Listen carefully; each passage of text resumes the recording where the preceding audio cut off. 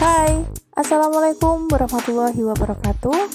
Kembali lagi bersama kami, kelompok 3.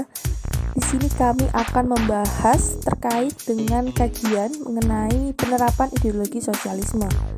Nah, sebelum kita melanjutkan ke pembahasan inti, saya akan memperkenalkan anggota kelompok yang sudah berpartisipasi dalam materi kali ini.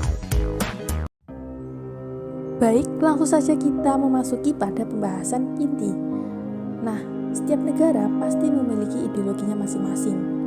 Kali ini kita akan membahas terkait dengan ideologi sosialisme. Apa sih ideologi sosialisme dan bagaimana penerapannya di berbagai negara, terutama di Indonesia? Langsung saja kita mulai. Istilah ideologi berasal dari kata idea atau dalam bahasa Inggris yang berarti gagasan atau ide, dan kata logo yang dalam bahasa Yunani logos artinya ilmu atau pengetahuan. Ideologi dapat difungsikan sebagai kepribadian suatu bangsa yang menunjukkan orientasi suatu masyarakat, yaitu terkait dengan nilai-nilai yang dianggap penting oleh masyarakat. Sosialisme berasal dari kata sosius yang artinya masyarakat. Secara umum diartikan sebagai suatu paham yang memiliki tujuan untuk membentuk kemakmuran negara sebagai tujuan hidup dengan usaha kolektif yang produktif. Teman-teman, nama saya Ulfadia Garini, NIM 180810101034. Kali ini saya akan membahas mengenai alasan atau penyebab mengapa ideologi sosialisme itu gagal diterapkan di suatu negara. Sosialisme itu merupakan gagasan yang mempromosikan kesetaraan, kemakmuran, keadilan, dan kesejahteraan. Nah, mengapa sosialisme itu gagal dalam merealisasikan janji-janjinya, dan juga mengapa hasil yang dibawa oleh sosialisme itu berkebalikan 180 derajat dari surga dunia yang ingin didirikan oleh para pendukungnya? Berikut adalah kelemahan atau alasan yang menjadi penyebab ideologi sosialisme itu tidak cocok diterapkan di suatu negara. Untuk poin pertama yaitu dengan adanya solidaritas yang tinggi, maka setiap individu akan menjadi sulit untuk mengembangkan diri karena selalu dikontrol oleh negara. Bahkan atas nama kepentingan bersama, hak asasi manusia itu seringkali terabaikan. Untuk poin kedua, sosialisme itu menghilangkan insentif atau penghargaan bagi individu untuk berkreasi dan berinovasi, sehingga menimbulkan sikap apatisme dan kehilangan semangat hidup. Gimana maksudnya? Jadi di dalam sistem ekonomi sosialis itu insentif tidak memiliki peran sama sekali, karena seluruh properti itu dimiliki dan berada di bawah kontrol negara. Untuk poin yang ketiga yaitu peran harga di dalam pasar yang dihilangkan dalam sistem ekonomi sosialis. Jadi harga di dalam ekonomi pasar nyatanya punya peran yang sangat penting sebagai pemandu bagi para pelaku usaha guna menjalankan kegiatan ekonominya. Sementara di dalam ekonomi sosialis, tanpa adanya ekonomi pasar, maka harga barang dan jasa itu hanyalah harga palsu yang dibuat oleh pemerintah. Tawar-menawar menjadi sangat sulit dilakukan oleh individu yang terpaksa mereka harus mengorbankan kebebasan pribadinya dan hak terhadap hak milik pribadi, yang tentu saja hal tersebut akan menjadi bibit konflik yang tak tertahankan dalam bentuk rasa dendam dan juga permusuhan. Untuk poin yang keempat, yaitu pemegang birokrasi menjadi tumpuan bagi para pelaku ekonomi sehingga mendorong praktek korupsi, kolusi, dan nepotisme atau yang biasa kita singkat menjadi KKN untuk memudahkan mendapatkan fasilitas negara. Jadi, tanpa adanya sistem profit dan loss atau sistem keuntungan dan kekurangan, maka para pembuat kebijakan dapat mengambil keputusan sesuai dengan kehendak mereka sendiri, karena mereka tidak akan mendapatkan kerugian apalagi kebijakan yang mereka ambil itu gagal. Tidak seperti para pelaku usaha di dalam sistem ekonomi pasar. Tidak ada yang dapat memaksa para pembuat kebijakan ekonomi untuk mengelola badan-badan usaha yang dimiliki oleh negara untuk melayani ataupun menyediakan barang-barang yang sesuai dengan yang diinginkan oleh publik. Di sini saya RRDA Octavia Permatasari 1810101083 akan membahas mengenai awal penerapan ideologi sosialisme di Indonesia.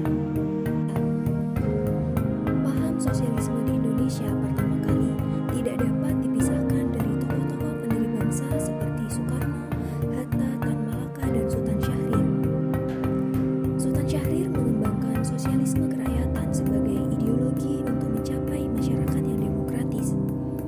Namun tidak bisa dipungkiri, paham sosialisme kerakyatan adalah paham sosialisme yang disesuaikan dengan kondisi Indonesia yang terjajah. Sosialisme kerakyatan mendukung cara-cara revolusioner untuk mencapai kedaulatan rakyat yang diharapkan dapat merubah mental feodalisme rakyat Indonesia karena kaum kolonialis, sehingga rakyat mampu mandiri dan dapat mengelola segala sumber kesejahteraan sendiri.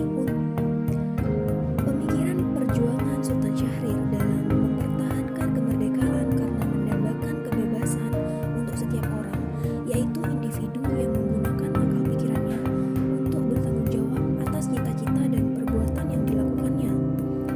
Kaum kapitalis memperlakukan kaum buruh atau pekerja seperti sapi perah yang dimanfaatkan untuk kepentingan mereka sendiri. Sehingga di sini kaum miskin sebagai kelompok tertindas bersama Sultan Syahrir dan tokoh lainnya mengembangkan gerakan pembebasan dari ketertindasan ekonomi maupun politik.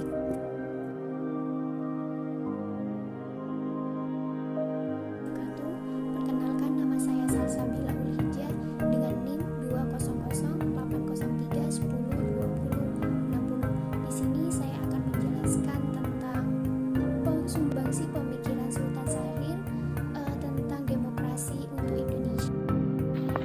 Sultan Syahrir dianggap berjasa karena berusaha untuk menghubungkan pemerintah dan rakyat.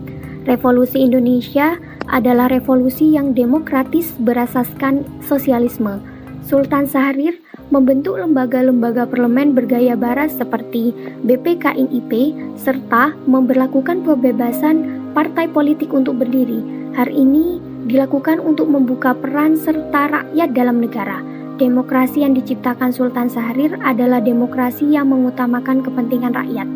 Kepentingan atau aspirasi rakyat itu dapat diserap melalui partai politik yang akan duduk di parlemen sebagai Dewan Perwakilan Rakyat. Sultan Syahrir dan tokoh lainnya menerapkan demokrasi ala Indonesia guna mencari selamatnya rakyat dalam bidang politik, ekonomi, dan sosial, sehingga rakyat tidak lagi terjajah dan dapat menentukan nasibnya sendiri. Sumbangsi pemikiran Sultan Syahrir tentang demokrasi untuk Indonesia tidak lepas dari kondisi sosial budaya, pendidikan politik yang dialami selama masa hidupnya. Selain pernah menjabat sebagai Perdana Menteri pertama Indonesia, kematangan pemikiran Syahrir terlihat saat ia membentuk Partai Sosialis Indonesia setelah meletakkan jabatan kenegaraannya. Ideologi sosialisme yang ia anut dijadikan dasar pandangan politik partai. Bagi Syahrir, partai adalah sarana untuk mengunggah kesadaran politik bangsanya. Setelah Sultan Syahrir memilih sosialisme dalam suatu paradigma, selanjutnya dalam dasar-dasar dan pandangan politik partai, sosialisme yang berdasarkan kerakyatan adalah satu-satunya jalan untuk suatu negara yang tidak perlu lagi memikirkan soal kekuasaan ataupun pemerintahan. Sosialisme yang ia maksudkan bersifat kemanusiaan umum, bukan hanya ditujukan untuk satu golongan saja, melainkan untuk semua golongan.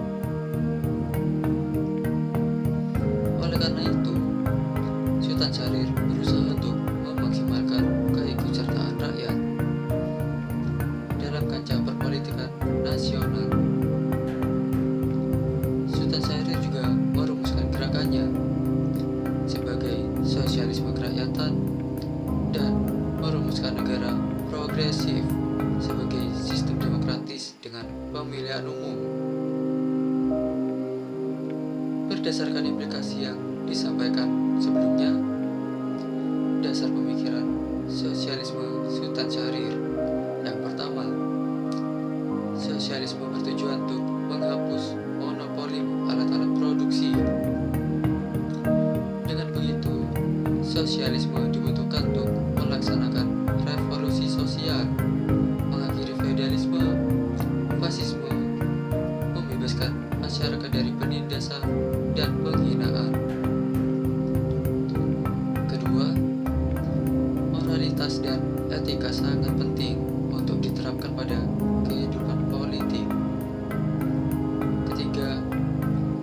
tidak dapat mengabaikan pentingnya peran individu dan menjunjung tinggi martabat setiap manusia.